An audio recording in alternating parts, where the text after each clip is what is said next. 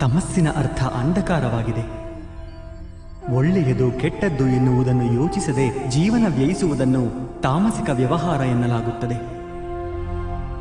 ಹೇಗೆ ಪಶುಪಕ್ಷಿಗಳು ಜೀವಿಸುವವೋ ಅದು ತಮ್ಮ ಶಾರೀರಿಕ ಇಚ್ಛೆಗಳನ್ನು ಪೂರ್ಣಗೊಳಿಸಲು ಮಾತ್ರ. ಸತ್ವದ ಅರ್ಥ ಜ್ಞಾನದ ಬೆಳಕು. ಯಾವಾಗ ವ್ಯಕ್ತಿಯೊಬ್ಬ ಪ್ರತಿಯೊಂದು ಪರಿಸ್ಥಿತಿಯಲ್ಲೂ ಧರ್ಮ, ಸತ್ಯ ಹಾಗೂ ಪರಂಪರೆಗಳ ಬಗೆಗೆ ಯೋಚಿಸಿ ವ್ಯವಹಾರ ಮಾಡುವನೋ ಅದನ್ನು ಸಾತ್ವಿಕ ಜೀವನ ಎನ್ನಲಾಗುತ್ತದೆ. ಈ ಇಬ್ಬರ ಮಧ್ಯದಲ್ಲಿ ಒಬ್ಬ ವ್ಯಕ್ತಿ ಇರುತ್ತಾನೆ. ಅವನ ಬಳಿ ಜ್ಞಾನವಿರುತ್ತದೆ, ಆದರೆ ಶರೀರ ಹಾಗೂ ಮನಸ್ಸಿನ ಇಚ್ಛೆಗಳ ಅನುಸಾರ ಬಂಧನಕ್ಕೊಳಗಾಗಿರುತ್ತಾನೆ.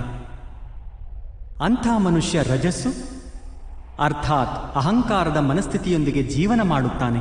ತಮಸ್ಸು, ರಜಸ್ಸು ಹಾಗೂ ಸತ್ವಗುಣಗಳ ಹೆಚ್ಚು ಕಡಿಮೆ ಪ್ರಮಾಣದ ಸಂಯೋಜನೆಯಿಂದಲೇ ಮನುಷ್ಯನ ಸ್ವಭಾವ ನಿರ್ಮಾಣವಾಗುತ್ತದೆ. ಎದುರಿಗೆ ನೋಡು ಪಾರ್ಥ, ಈ ಎಲ್ಲರಲ್ಲಿ ನಿನಗೆ ಯಾವ ಗುಣಗಳು ಕಾಣುತ್ತವೆ ಎಂದು. ಯುವರಾಜ ದುರ್ಯೋಧನನಿಗೆ ಧರ್ಮದ ಜ್ಞಾನವಿದೆ, ಆದರೆ ಪಾಲಿಸುವುದಿಲ್ಲ. ಅವನ ಜೀವನದ ಕೇಂದ್ರವೇ ಅಹಂಕಾರ, ಅರ್ಥಾತ್ ಅವನಲ್ಲಿ ತಮಸ್ಸು ಕಡಿಮೆ ಇದೆ, ರಜಸ್ಸು ಹೆಚ್ಚಾಗಿದೆ ಹಾಗೂ ಸತ್ವಗುಣ ಇಲ್ಲವೇ ಇಲ್ಲ. ಹಾಗೂ ಇನ್ನೊಂದು ಕಡೆ ರಾಜಕುಮಾರ ದುಶ್ಯಾಸನ, ಅವನು ಎಂದಿಗೂ ತನ್ನ ಜ್ಯೇಷ್ಠ ಭ್ರಾತನ ಆದೇಶವನ್ನು ಪಾಲಿಸಿದ್ದಾನೆ, ಯೋಚನೆ ಮಾಡದೆಯೇ.